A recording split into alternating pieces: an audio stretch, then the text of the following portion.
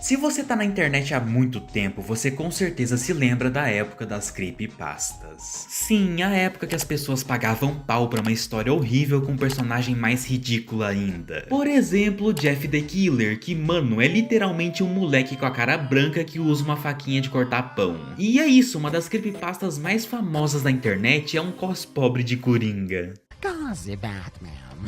Gazi.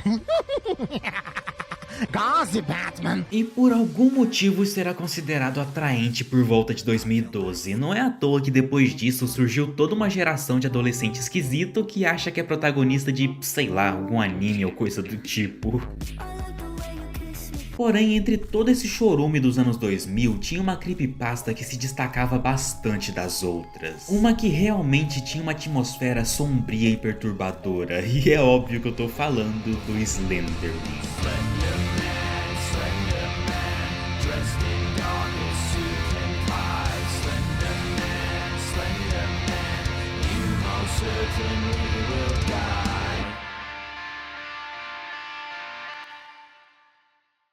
Essa criatura de terno preto e sem expressões faciais foi o terror da minha infância, já que eu era uma criança burra que realmente achava que o Slender existia. Então eu ficava o dia inteiro trancado no meu quarto pesquisando aparições 100% verdadeiras do Slender real oficial, e ficava que nem um vegetal assistindo aquilo sem parar.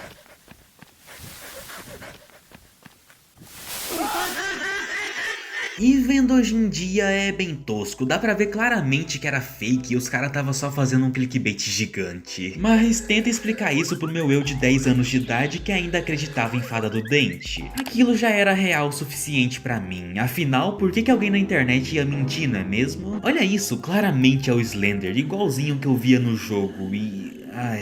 tem o jogo.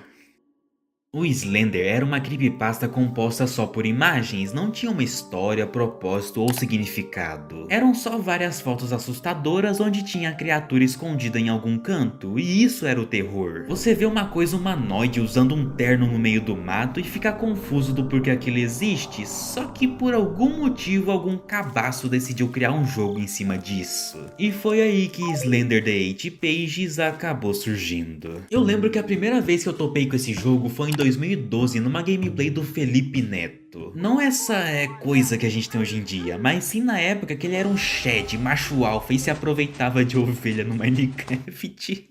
Volta aqui, cabrinha. Opa. Ele era um jogo de terror onde você tinha que pegar 8 páginas em uma floresta escura com o Slender te perseguindo.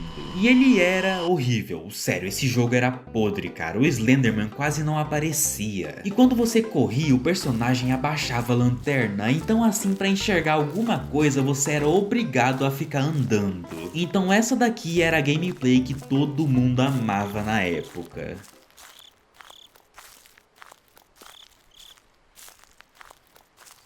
Pois é, uma porcaria. O engraçado é que tu viu o pessoal da época dando altos gritos, tudo desesperado, e quando tu ia ver, era disso aqui que os caras tava com medo. Meu Deus, mano, era muito forçado, mas sei lá, né, na época era legal pelo menos. Óbvio que não era só por isso que ele ficou famoso, antigamente a internet era totalmente diferente. As coisas tinham todo um misticismo por trás, ao ponto que o Slenderman deixou de ser uma creepypasta e virou literalmente uma lenda urbana. Gente que nem tinha contato com a internet sabia da existência dele. E isso acabou gerando um boca a boca que fazia com que todas as menções sobre ele na internet fossem com um tom sério, como se ele realmente fosse uma ameaça para sua vida. E eu lembro que duas coisas antigamente realmente me fizeram acreditar 100% que essa creepypasta era real. A primeira foi o que ficou conhecido como o caso Slenderman, e o nome é bem autoexplicativo, né? Isso aconteceu em 2014, quando duas garotas chamadas Anissa Weier e Morgan Geyser acabaram atraindo uma garota chamada Python para um parque isolado na cidade em que elas moravam. E o que parecia apenas um passeio normal entre amigas rapidamente se tornou um verdadeiro inferno.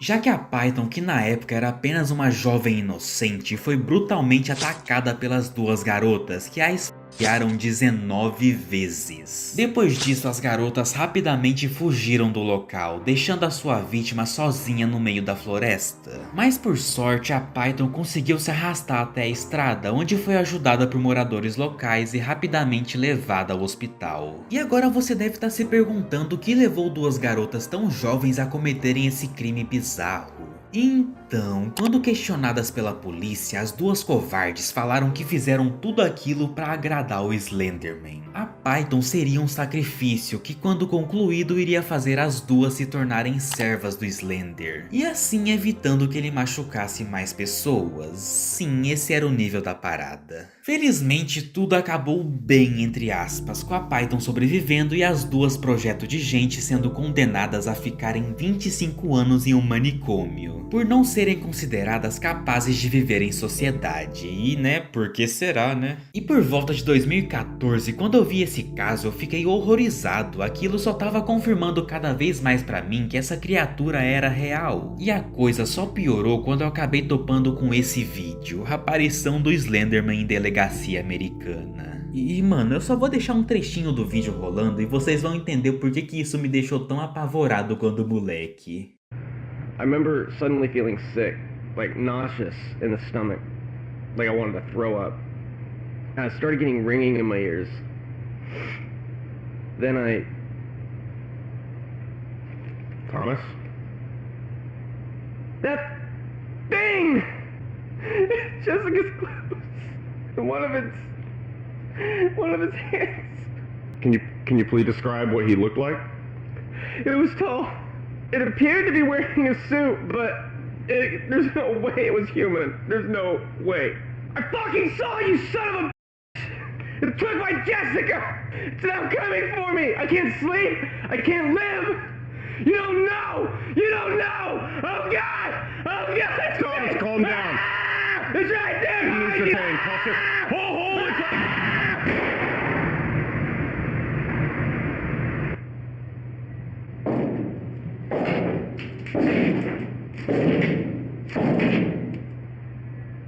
E na época, pra mim, isso foi a confirmação definitiva de que eu tava certo e o magrelo que usava terno era de verdade. Mas depois de anos trancando minha janela à noite com medo de ser comido pelo Slender, eu acabei caindo na real. E descobri que na verdade ele foi criado em 2009 por Victor Surge para uma competição de Photoshop, onde o objetivo era transformar uma foto normal em algo assustador, e foi assim que surgiram as primeiras imagens dessa creepypasta. E é muito esquisito pensar que uma coisa que surgiu de uma forma tão boba e aleatória acabou ficando tão popular, ao ponto que ganhou até um filme que a gente finge que não existe, porque meu Deus do céu, que porcaria é essa? E é bem triste ver que uma parte tão importante da internet está sendo lentamente esquecida e reduzida a clickbait de canal ruim do YouTube, mas pelo menos foi bom enquanto durou, né? Ele também teve outro jogo chamado Slender The Arrival, isso aí, essa coisa na tela aí. Que realmente é muito bom, os gráficos são decentes, o clima é assustador, o Slender não parece um cosplay mal feito da Shopee e a história até que é interessante. De todas as creepypastas, eu diria que ele foi a que mais envelheceu bem. Você consegue consumir os mesmos conteúdos de antigamente sobre ele sem se contorcer totalmente de vergonha alheia. Então se você não conhece muito sobre o Slenderman, eu recomendo você dar uma pesquisada mesmo hoje em dia, já que o mistério ao redor dele se mantém firme até hoje, principalmente o ARG Marble Hornets, que cria um background bem complexo para esse personagem e mostra como que ele destrói lentamente o psicológico de suas vítimas. E é isso, muito obrigado por ter assistido até aqui e vejo vocês quando eu tiver com vontade de fazer outro vídeo.